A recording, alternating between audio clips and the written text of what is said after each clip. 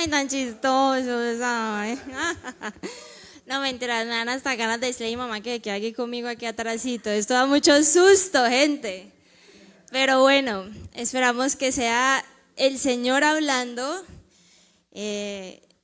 Algo que me decían ahorita es que yo lo llevo en la sangre, ¿no? Pero también lo veo como que hay una vara muy alta aquí. Entonces les pido que por favor me tengan misericordia hoy. Les pido, aquí la gente que predica lo hace de una manera bien especial. El Señor les ha dado ese don, esa vocación, y yo hoy estoy aquí, es más porque el Señor me ha dado un privilegio, y es el privilegio de ser una niña de papi. Entonces hoy, aprovechando que es el Día del Padre, me dieron la oportunidad de compartirles un poco de lo que yo he recibido. Entonces vamos a orar por la palabra, que sea el Señor hablando a los corazones, no solo de los papás, sino de toda la iglesia, para que Él, como nuestro Padre Celestial, nos hable hoy al corazón y nos enseñe lo que Él nos quiere decir. ¿Listo? Bueno, Padre Celestial, te damos muchas gracias, Señor, por el privilegio que tú nos das hoy de estar aquí. Gracias porque cada día caminamos en una nueva misericordia, y hoy, Señor, nos has permitido reunirnos como familia, como hijos, como herederos de la gracia, Señor, a exaltar tu nombre, a escuchar tu voz, Señor, a alabarte, a glorificarte, a ti que eres el único digno de ser alabado, Señor, y quien ha tenido misericordia con nosotros para poder llamarnos hijos de Dios. Gracias, Señor, por este privilegio. Te agradecemos que sea tu palabra penetrando, Señor, nuestra alma, para que pueda, Señor, cada vez nosotros menguar y tú crezcas. En el nombre de Jesús, amén. Amén. Bueno, venimos como iglesia desarrollando la visión. Todos ustedes saben que como taller de vida nosotros tenemos una visión particular, y se ha desarrollado a través de los 5 propósitos, gente. ¿Cómo así? O sea, vení, no, hagámoslo otra vez. Sí, están los 5 ministerios, eso se aplica para toda la iglesia, pero aquí a taller de vida el Señor nos ha dado 5. Eso, gracias. ¿Cuáles son? Vamos a hacer el ejercicio a lo Felipe Ocampo. El primero. Excelente. El segundo.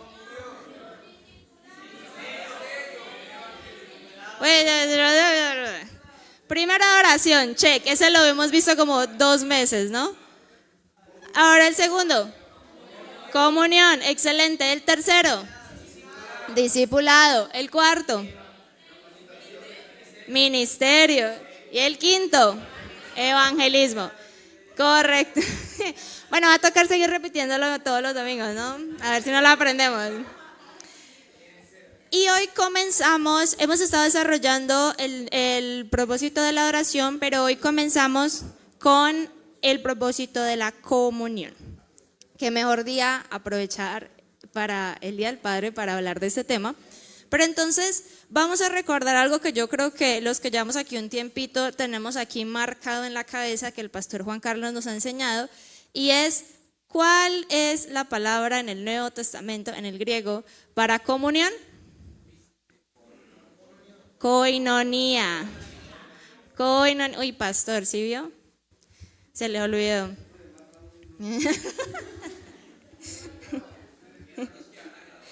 Ay, los que van a certificar el otro domingo.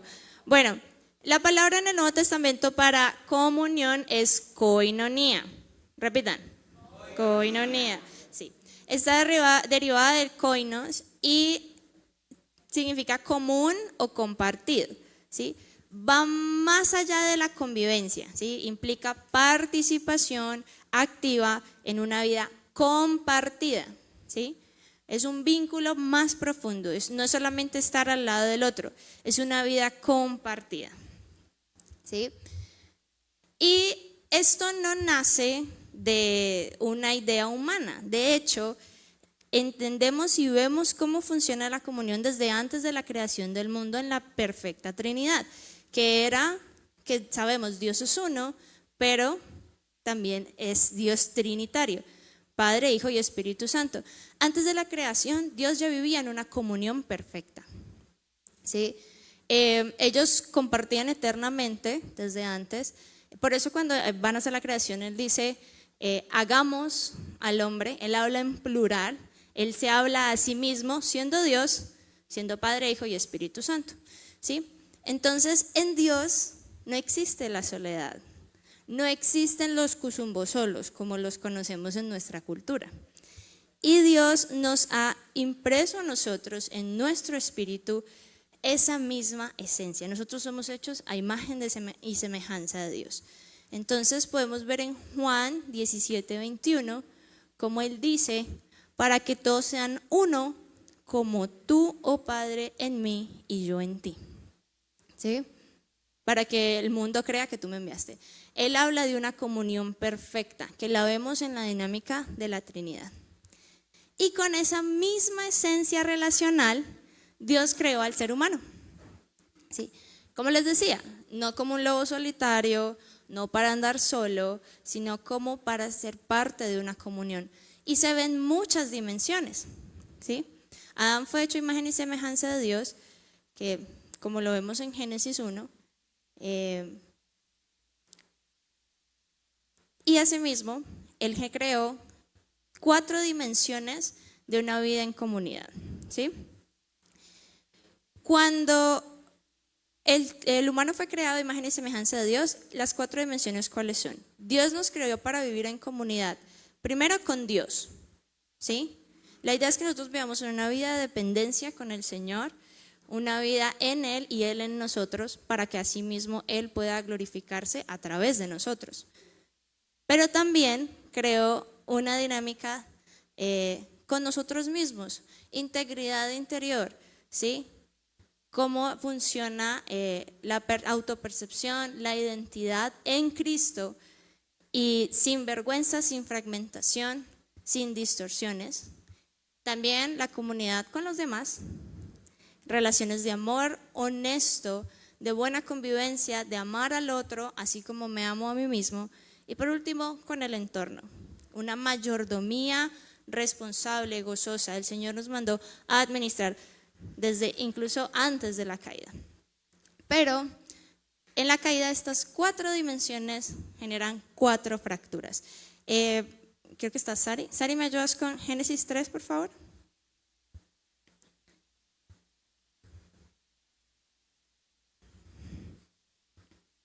Vamos a leer hasta el... No, perdón, ya lo vamos para allá. Oye, gente, téngame misericordia, de verdad, esto es tenaz, esto es muy duro. Mis respetos para la gente que predica, de verdad. Entonces, vamos a ver las 4 rupturas que se generaron, que se rompieron cuando el ser humano decidió no creerle a Dios. Cuando decidió independizarse, confiar más en su propia prudencia, permitió tener conversaciones con la serpiente y creerle a la serpiente.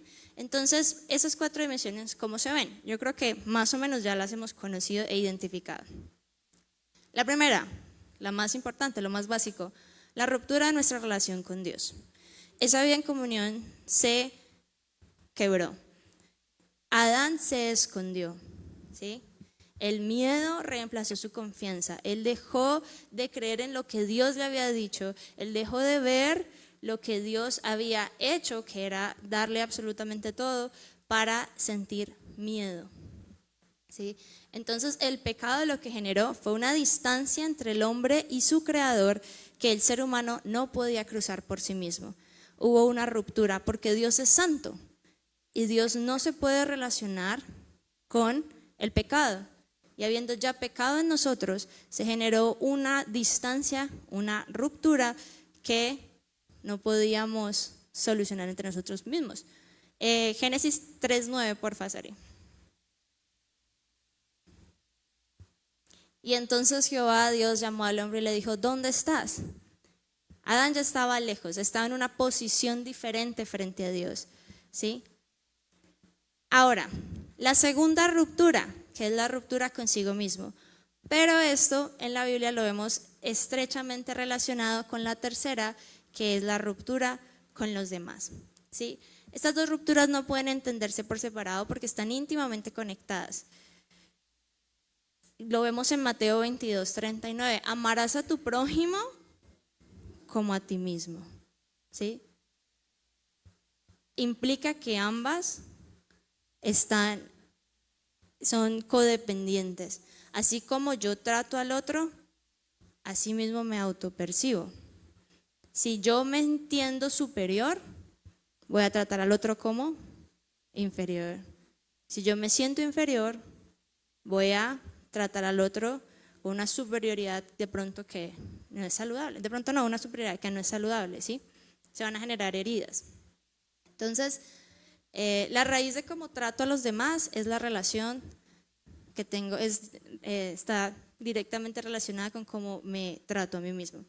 Entonces, cuando el ser humano pecó, aparece la vergüenza. Quedó fragmentada la identidad del hombre. Ya no se entendía en Dios, ¿sí? Ya se veía por fuera. Y por eso es que esto trae consecuencias. Y él intenta esconderse con las hojas de higuera. Él intenta tapar su vergüenza. Él intenta enmascarar su error. Antes de la caída, el hombre estaba desnudo y no sentía vergüenza. Se aceptaba enteramente en su estado, ¿sí? ¿Por qué? Porque estaba en Dios. Sin embargo, cuando llega la caída, ya entonces hay miedo, hay culpa, hay vergüenza. ¿Y qué trae esto? La ruptura de la relación con las demás personas. Cuando el Señor le pregunta a Adán, ¿dónde estás? Adán, ¿qué responde? Génesis 3:12, porfa, Sari. Primero tuvo miedo y se escondió. Y luego dice, la mujer que tú me diste. O sea, no era culpable él, era culpable la mujer y era culpable Dios. ¿Sí? O sea, él la tiró debajo del bus.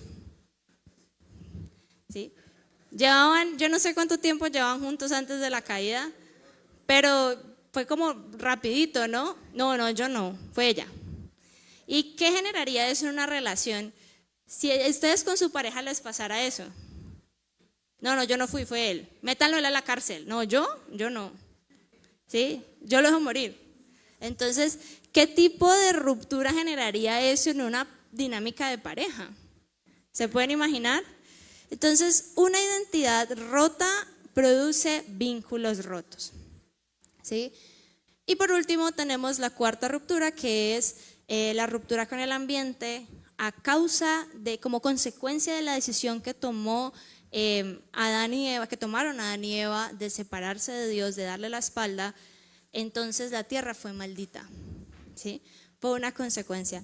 El trabajo no es resultado de la caída, eso es lo que mucha gente cree, y no, el trabajo estaba desde antes, había una vocación desde antes, teníamos un propósito. Dios nunca ha pensado que nosotros existamos para no hacer nada. Él le asignó tareas a Adán, había un propósito en la labor. El punto es que antes era gozoso y con propósito, con un significado, ¿sí? Y después se tornó en fatiga y conflicto, porque Él lo dice, con esfuerzo tú tendrás que cosechar la tierra, y la tierra vive las consecuencias de las decisiones de los hombres, porque nosotros somos llamados en el diseño original a ser mayordomos de la creación, ¿sí? Entonces, viendo estas cuatro rupturas, ¿sí?, vemos cómo cuando Cristo viene y restaura el diseño original, soluciona estos cuatro problemas. Vean, Dios no vino solamente a perdonar pecados individuales, Él vino a restaurar la comunión en todas sus dimensiones, porque todo va en orden. Si yo restauro mi relación con Dios, naturalmente las otras relaciones se van restaurando conforme al diseño original que Él tiene. Entonces, en Él volvemos a ser uno.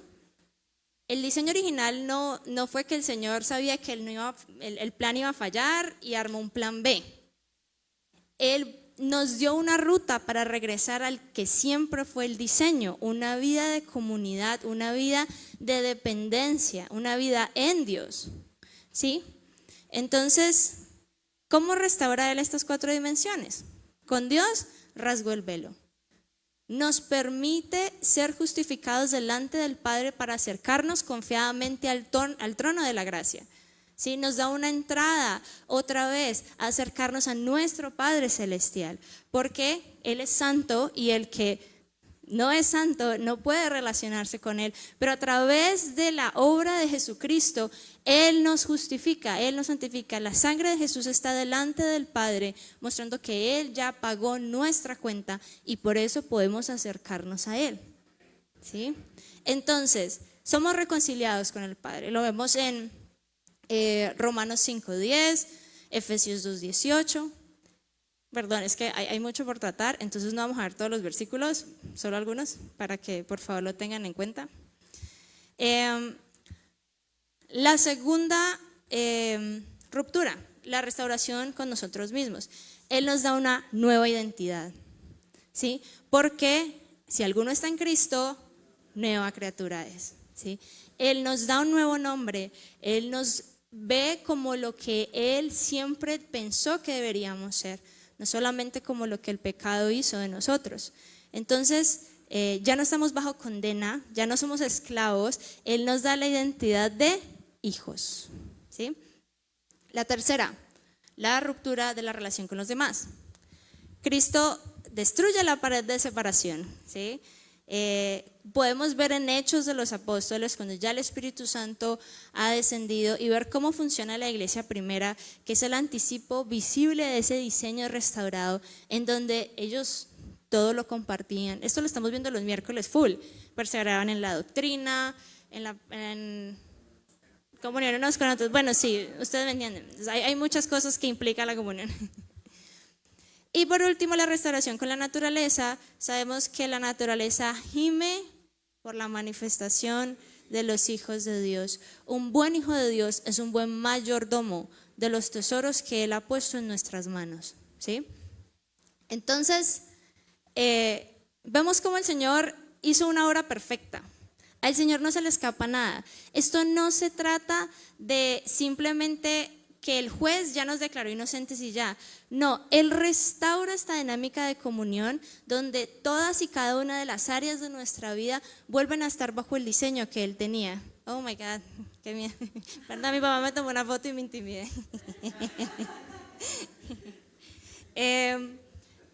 Entonces, ay no, Dios mío, qué susto. Entonces, volviendo a estar en el diseño original, muchas veces nosotros, y esto se los comparto como un pequeño tip evangelístico, en estas dinámicas de los tiempos en los que estamos, a la gente le cuesta mucho sentirse mal por el pecado. Muchas personas ya no le tienen miedo al castigo y todo, pero la gente no entiende la gravedad de la ruptura de la relación con Dios, pero sí viven los síntomas de las demás rupturas. Viven con relaciones conflictivas, viven con identidades fragmentadas, viven con vergüenza, viven con culpa, viven con miedo. Y cuando vamos a ver, todo eso responde ¿a qué? A que no tienen una relación con Dios. Entonces, cuando ustedes vean a alguien y digan, a mí no me da miedo el infierno, yo no creo en eso, pero sí viven las consecuencias en carne propia hoy, ¿sí? Están muertos espiritualmente. Entonces, esa vida de eternidad no solamente es allá, la eternidad comienza hoy. Y cuando podemos mostrarles que el Señor restaura todo completo, van a entender que necesitan a Cristo, ¿sí? Entonces ahí les dejo ese tipcito, cierro paréntesis evangelístico. Entonces volvemos al tema de la comunión. Hoy empezamos a ver ese tema y aprovechando que hoy es el Día del Padre, tenemos que hablar de la comunión padres e hijos. Vean, yo le decía ayer a mi papá ha contado historias mías 28 años desde acá, desde el púlpito. Entonces hoy comienza la dulce venganza. No, mentiras. Yo sí siento un gran privilegio de poder hablar de este tema y ya van a ver por qué. Cristo restauró la comunión, ¿no? La restauró llevándonos al Padre. Vean, no es accidental que de todos los títulos posibles que Dios tiene, de todas las características de Dios, Rey, Juez, Creador, Señor, Él haya elegido revelarse con uno en particular para describir la relación más íntima con la humanidad restaurada, que es papá, ¿sí? ¿Por qué padre y no otro título? Porque cada título dice algo diferente acerca de la relación que implica. Entonces tenemos, rey implica súbditos, juez implica acusados, creador implica criaturas, pero padre implica hijos, exacto. Y Dios quería hijos, Dios no quería solamente súbditos, ¿sí? Él no solamente quería creación, Él quería tener una relación íntima. Entonces, la restauración que Cristo trajo a nuestras vidas no solamente es legal, lo que les decía, no es solo que el juez ya dice que soy inocente, sino que es filial. El Padre nos llama hijos. Y vemos esta progresión en las Escrituras porque nosotros como iglesia de los últimos tiempos tenemos un privilegio que de pronto antes no se veía de la misma manera. En Éxodo 4:22, Dios se refiere a Israel como mi hijo, mi primogénito. En Oseas 11:1 habla de cuando Israel era niño, yo lo amé y de Egipto llamé a mi hijo. El Señor sí se refiere a ellos como hijos, pero la relación que ellos tenían, ¿cómo era? Era una relación un poco más distante, era una relación cargada con la ley. Ellos estaban viendo hacia el sacrificio que aún no había venido, ellos estaban viendo un reflejo en la esperanza de Cristo que iba a venir. Pero en nuestro caso, Cristo ya vino. Nosotros caminamos ya con el Espíritu Santo y tenemos el privilegio de tener una comunión muy diferente que la que tenía la iglesia antes de que viniera, bueno, Israel antes de que viniera Cristo, ¿sí? Entonces, cuando Jesús viene, algo cambia radicalmente. Él habla del Padre con una cercanía que para ese momento era escandalosa, ¿sí? Porque era ya, oh Dios, Señor, Adonai, omnipotente, sí, era un Dios magnífico, poderoso, que lo es, pero el Señor Jesucristo nos mostró una faceta distinta. Y la palabra que él utilizó, ¿cuál es? Abba. Abba es como papito, papi, papá. ¿Sí? No es padre o señor, señor papá, es papá, papito. Es una confianza que tiene un niño pequeño con su padre, ¿sí? Y lo extraordinario es que cuando ya Jesús ya va a ascender, ya todo fue consumado, el sacrificio está hecho, dice, yo subo a mi Padre, yo ya subo, va a ascender hacia mi Padre y hacia vuestro Padre. Ahora ustedes también son hijos.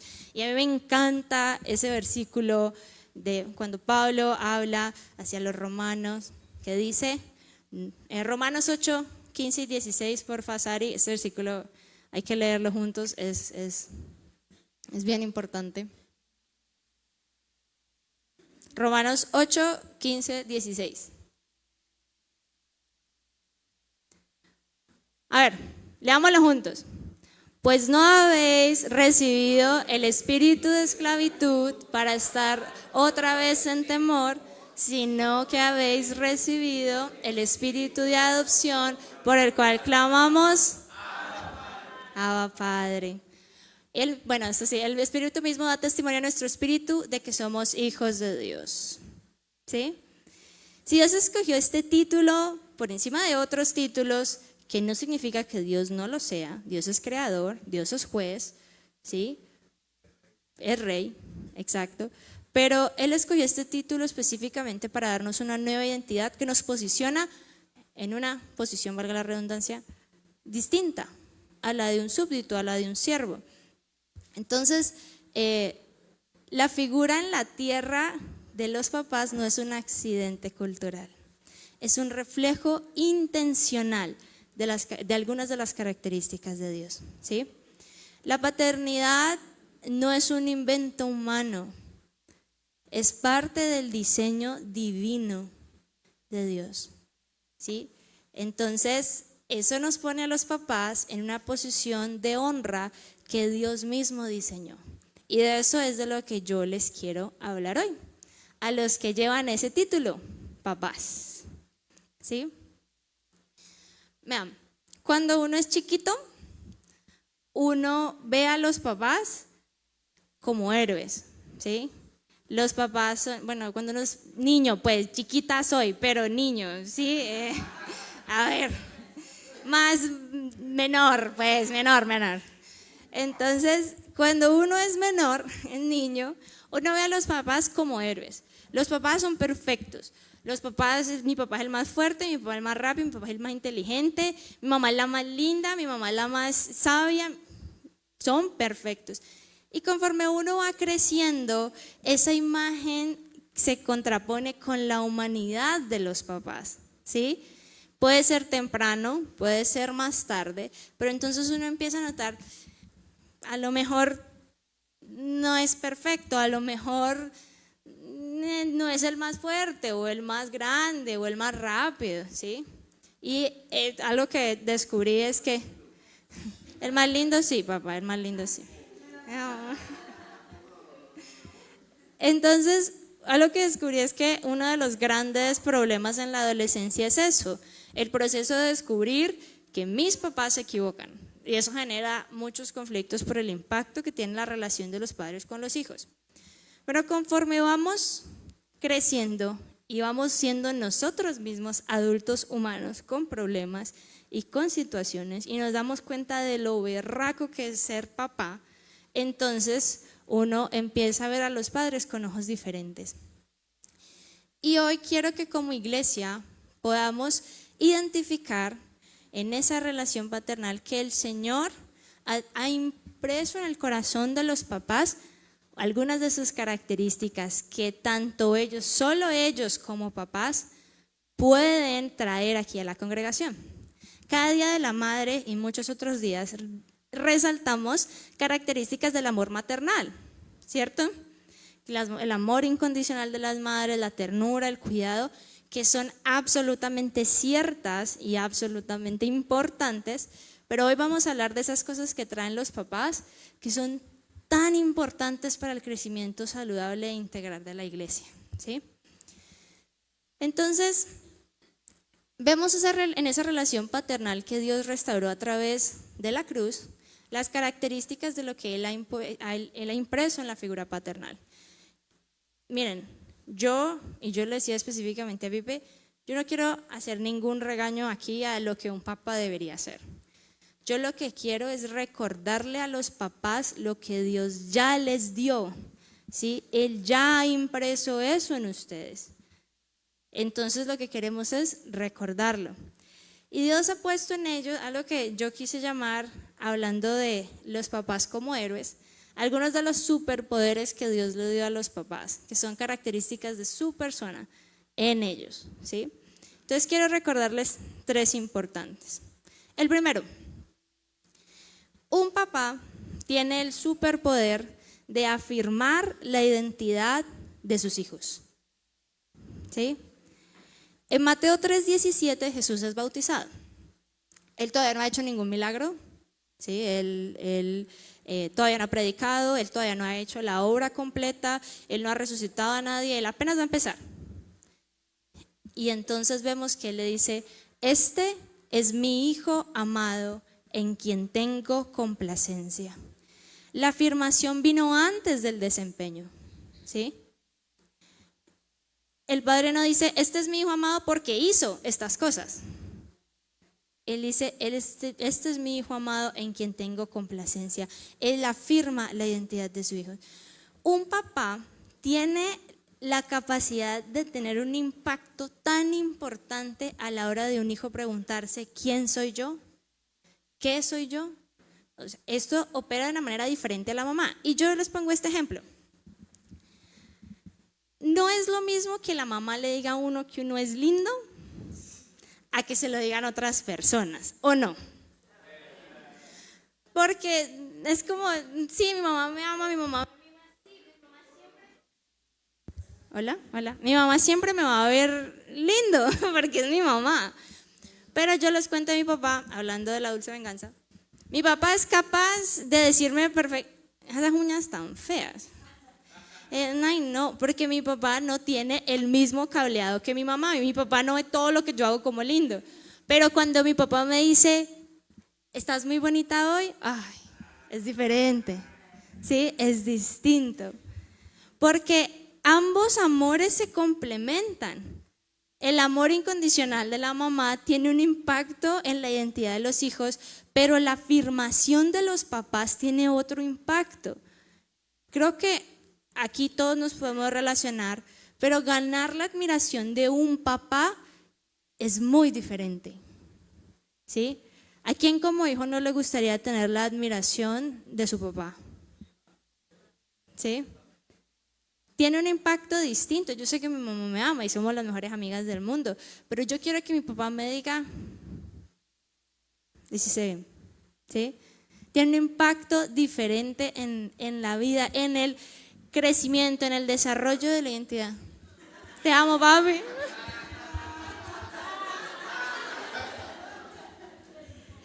No, y les cuento, vean, mi mamá, ahorita que aprendí a manejar y todo esto ha sido, nos reímos porque mi mamá es demasiado dulce y la amo y ella me explica y yo con ella voy tranquilísima.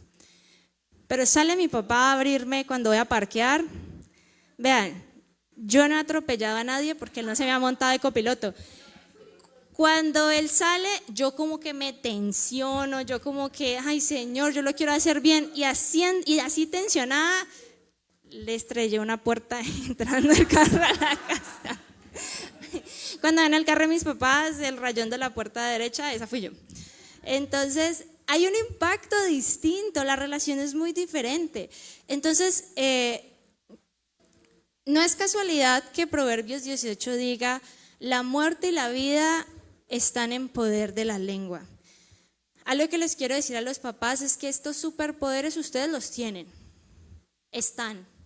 Cómo los usan es muy diferente, ¿sí? Porque ustedes pueden construir, edificar la identidad de sus hijos o destruirla, ¿sí? Entonces, ustedes pueden decirles quiénes son en Cristo. Ustedes tienen el poder de hablar la palabra sobre ellos, de ver las cosas que no son como si fueran, ¿sí? Y eso es exactamente lo que el Padre hace con nosotros. Vean, otro ejemplo que tenemos en la palabra acerca del impacto de un padre en la identidad de un hijo, la vemos en Génesis 35, 17 al 20, que es la historia del nacimiento de Benjamín. Cuando Benjamín va a nacer, Raquel ya estaba a punto de morir y le pone Benoní, que es hijo de mi tristeza. Pero el padre interviene, se interpone y dice no, él es Benjamín, el hijo de mi diestra, ¿sí? ¿Ven la diferencia en el impacto que eso puede tener en un hijo? El hijo de mi tristeza al hijo de mi diestra. Y aún así lo vemos en Jesús, un papá espiritual. Él le puso a Simón Pedro cuando era más Simón que Pedro. De Pedro no había nada todavía, ¿sí? Él le puso a Simón Pedro cuando sabía que lo iba a negar, cuando sabía que iba a huir, ¿sí? Pero él lo vio no por lo que era, sino por lo que él sabía que iba a ser en Cristo, en el Padre, cuando el Espíritu Santo ya llegara. Entonces, cuando aún no había firmeza en él afirmó su identidad y le dio un nuevo nombre. ¿Sí? Este es el primer superpoder, ¿listo? Afirmar la identidad de sus hijos. El segundo superpoder que tienen los papás, cubrir con autoridad espiritual. La figura paternal tiene una dimensión de autoridad que genera seguridad, ¿sí? No en el sentido de control, sino en el sentido de cobertura. Un hijo se comporta muy diferente cuando sabe que hay un papá que está ahí, que tiene un suelo firme para caminar. Los papás son precursores por excelencia. Ellos abren camino, ellos dan consejo, ¿sí? Ellos cubren. Y vemos un ejemplo muy lindo en la palabra que es Job.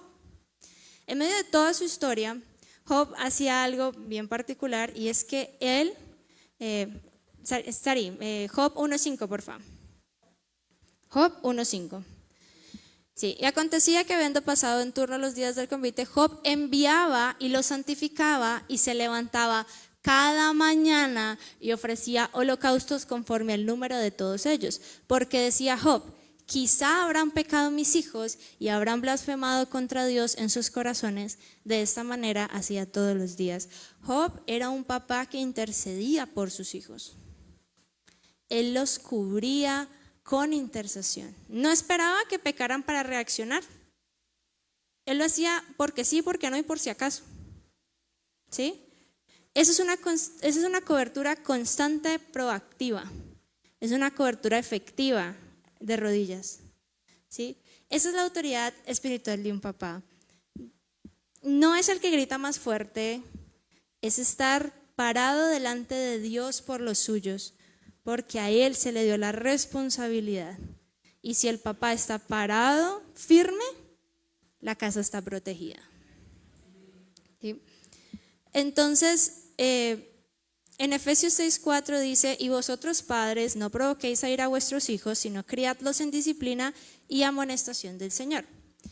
En ese versículo la palabra que se utiliza es el griego original, yo no sé cómo leer esto, ectrepo, gracias padre, ¿vieron? Que refiere nutrir, alimentar, retener. Me perdí. Sí, es nutrir, alimentar, hacer crecer, perdón. El papá tiene una responsabilidad espiritual activa sobre el hogar. Entonces, esto sí, para los papás, recuerden, este es un superpoder que ustedes tienen. No es solo estar en la casa, es ejercer esa autoridad espiritual por los suyos, ¿sí? Es cobertura. Vean, otro ejemplo que este me gusta mucho, que es Mardoqueo. Mardoqueo adopta a Esther. Mardoqueo no era papá biológico, ¿sí? Él adopta a Esther cuando ella queda huérfana. Era tío, sí, y la adoptó como su hija. Y ¿qué él hizo? Le dio un hogar, la parte física, check. Pero le enseñó las escrituras y se lo recordó en el momento oportuno. Cuando ella va al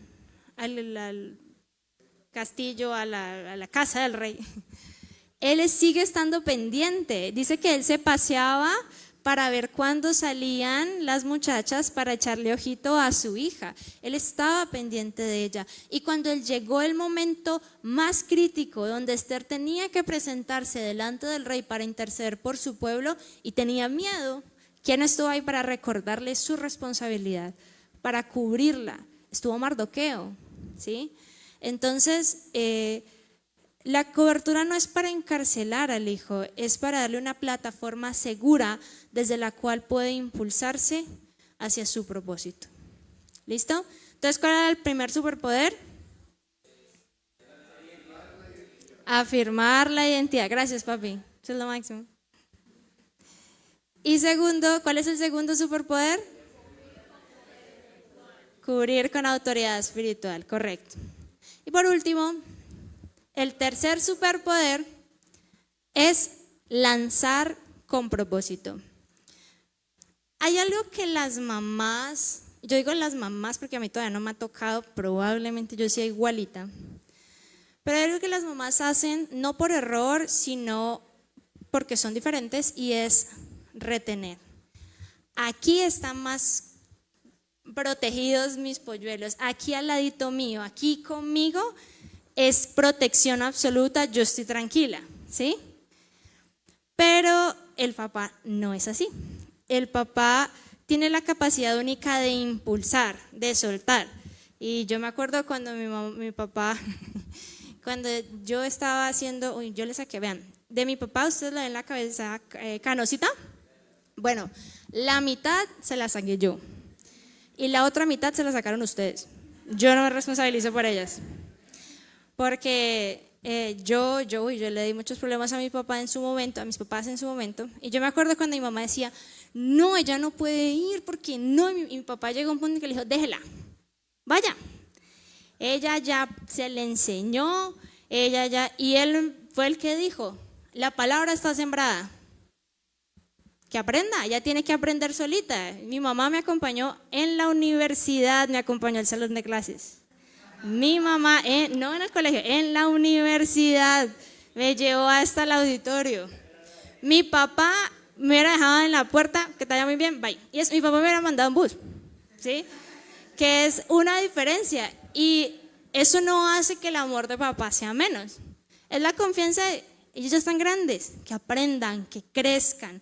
Esa visión paternal de impulsar, de empujar, es algo que Dios ha impreso en ellos. El Salmo 127, 4 y 5 dice: como saetas en mano del valiente, así son los hijos habidos en la juventud. Bienaventurado el hombre que llenó su aljaba de ellos. O sea, los mandó a tener muchos hijos, ¿sí? Pero, ¿qué nos representa aquí? El padre es el arco, el hijo es la flecha. El padre puede imprimir una visión y tiene la capacidad de impulsar, de empujar, de dar ánimo, ¿sí? Un hijo con la visión de un papá que le dice: puede que todavía no estés listo al 100, pero vas aprendiendo por el camino, hágale, ¿sí? Que a las mamás se les hace un poco más difícil, ¿sí? Y son dos maneras diferentes de amar, pero igual de importantes. Entonces, un arco que no lanza no cumple su función. Y es peor un arco que lanza para la dirección equivocada, porque una flecha no da reversa, ¿sí? Entonces, como habíamos dicho, ustedes tienen el superpoder. ¿Cómo lo utilizan? Es diferente. ¿Qué visión estamos imprimiendo en los hijos? ¿Sí? Entonces, el punto de los padres aquí es imprimir con el ejemplo, ¿sí? Otro ejemplo que les doy, en este caso no es papá biológico tampoco, ni papá adoptivo, es un papá espiritual. Pablo le habla a Timoteo constantemente. La relación de Pablo y Timoteo es bien particular porque yo sé que Pablo fue discipulado y discipuló a mucha gente, pero él tenía ese cariño, ese amor bien especial hacia Timoteo y constantemente le recordaba a Timoteo las profecías que se habían dicho de él, le recordaba los dones que Dios le había dado, le recordaba la misión que tenía y lo enviaba, lo mandaba, lo impulsaba, lo nutría constantemente, estaba pendiente de dónde estaba pendiente de cómo está, le decía: esto le estás haciendo muy bien, el carácter de Cristo excelente, pero ¿y el don que hay en ti? Nos falta, hay que seguir avanzando, hay que desarrollar el don que hay en ti. Entonces él le imprimió una visión a través de la palabra que declaró sobre él, que le recordaba constantemente, y del ejemplo. Ustedes ven en los papás de ahora que para un papá imprimir visión es muy sencillo porque es muy natural. Un hijo va a crecer viendo a su papá, ¿sí? Y ustedes no sé si han notado que el papá que tiene como esa venita para los negocios, entonces el hijo también sale como con eso. El papá que es muy deportista, que tiene una visión de autocuidado súper marcada, entonces el hijo también sale con eso, ¿sí? Porque se imprime natural. Entonces, ¿qué ejemplo? ¿Qué? La recocha, por ejemplo, un papá que es muy recochero, ¿cómo salen los hijos? Igualitos.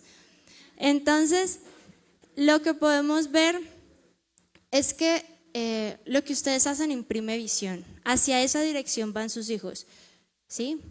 Y es un superpoder que no tiene nadie más. Entonces, para cerrar, les quiero dejar 3 llamados a cada una de las personas que vemos aquí. Primero, a los papás. Yo no estoy aquí, les recuerdo, para decirles lo que deberían ser.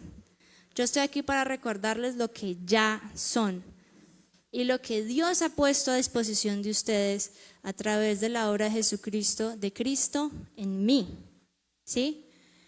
Dios no compartió el título de papá con cualquiera. Es un gran honor y lo compartió con ustedes, ¿sí? Y lo hizo porque hay algo en esa figura, en la voz, en la presencia, en la autoridad que implica ser papá, en la capacidad de afirmar, en la cobertura, en la seguridad que da, que ninguna otra figura puede replicar de la misma manera. Así como un papá no puede imitar fácilmente el amor de madre, ¿sí? No estoy diciendo que no hayan papás que son muy amorosos y muy expresivos y muy melosos y muy cariñosos. No estoy diciendo que no los hayan. En las diferentes expresiones de amor hay cosas que se imprimen. No es lo mismo el amor de papá que el amor de mamá. Sí, y el amor de madre hemos dicho que sí, que no hay nada como el amor de madre, pero tampoco hay nada como el amor y la afirmación de un papá. ¿Sí? Entonces les digo, papás, ¿han habido fallas? Probablemente. Igualmente Israel falló, nosotros hemos fallado constantemente, pero Dios seguía llamándonos hijos, sigue llamándonos hijos. Entonces la gracia no borra el título, no resta importancia. La invitación hoy es que permitan a Dios a través de ustedes ser el papá que Él ya es, ¿sí? Que ustedes puedan reflejar a Cristo en esa área en particular. Entonces, ¿cómo sucede esto? ¿Se acuerdan de las 4 rupturas? Eso no va a pasar si no solucionamos la primera ruptura, papás. Si ustedes quieren usar bien las herramientas que Dios les ha dado, los superpoderes que ya tienen, entonces necesitamos solucionar nuestra relación con Dios, ¿sí? Y que sea Dios quien afirme, que cubra y que lance a través de sus manos. Enorgullézcanse del título que tienen, porque es un gran honor que el Señor ha puesto en ustedes. Lo segundo, mensaje para las mamás. Yo sé que no es el Día de la Madre, pero es importante decirlo.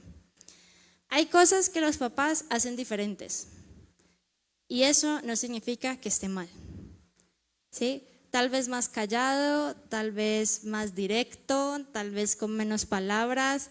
Tal vez cuando la mamá dice, no, no está listo, todavía no, el papá dice, tíralo del nido, que ya tiene que volar, ¿sí? Y eso no significa que esté mal, ¿sí? No siempre el amor de papá se va a parecer al amor de mamá. Eso no significa que esté mal, significa que es diferente. Y esa diferencia no es un defecto, es parte del diseño del Señor, que Él diseñó la familia. No fuimos nosotros, fue Él el que la diseñó. Y Él dijo mamá, papá e hijos. Y puso mamá y papá porque ambos tienen algo diferente que aportar, una demostración distinta del amor de Dios, ¿sí? Como habla la multiforme gracia. Entonces, ¿a qué las invito, mamás? A reafirmar a los papás que tienen en casa, a cubrirlos con honra, a respetar lo que dicen, a respetar lo que son, a decirles de frente o en privado que lo que hacen importa, que la presencia de ellos importa, que la voz de ellos importa mucho, tiene un gran impacto en la vida de los hijos y en la vida de la esposa también, de hecho, ¿sí? Entonces, ellos llevan una carga y una responsabilidad que no le corresponde a nadie más. Y por esto y por muchas otras cosas, debemos tenerlos en alta estima, ¿sí? ¿Cómo los tenemos en alta estima? Siendo ayudas idóneas, no tomando los lugares. No es que si Él no lo hace, entonces lo tengo que hacer yo. Hay cosas que no funcionan así. De hecho, en Dios no funciona así, ¿sí? No es tomar el lugar, es afirmándoles a ellos el de ellos, con todas las imperfecciones que eso pueda implicar, con todas las cosas que van a ser diferentes. Muchas veces ni siquiera son imperfecciones, simplemente son diferentes y pues a uno puede que no le guste, pero es lo que Dios ha querido darle al hombre para que reproduzca en su casa, ¿sí? Y a los hijos, el tercer llamado que les quiero hacer, a los hijos. La Biblia es clara, gente. La Biblia es clara de la posición que tienen los padres. No es una sugerencia, es un mandamiento. Honra a tu padre y a tu madre. Que de hecho, miren, el Señor no dio promesa ni por no matar, ni por no robar, porque yo creo que Él se imaginaba que no iba a ser, para algunas personas, no iba a ser como tan complicado. Pero honrar a una persona con la que uno vive, con la que uno ha visto sus grandes fortalezas, pero también sus momentos de vulnerabilidad, que uno tiene la oportunidad de ver cerca sus luchas, sus errores, sus dolores, y cubrirlos con un manto de honra, no por ocultarles errores, sino por honrarlos entendiendo que en su humanidad siguen siendo importantes, siguen siendo dignos de honra, de alta estima, por lo que Dios dice que son. Y seamos honestos, siempre hay algo que agradecer.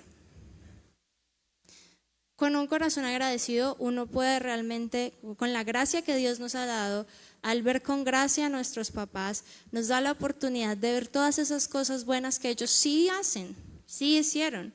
Vean, tal vez no fue el papá que necesitábamos en todo, pero hay algo, siempre hay algo, una decisión que tomaron por nosotros, un sacrificio que no vimos, una presencia que estuvo, aunque con errores o fallas.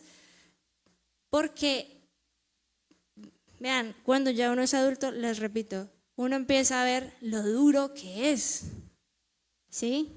Lo difícil que es ser papá o mamá. Entonces uno empieza a entender, wow, de verdad dieron mucho.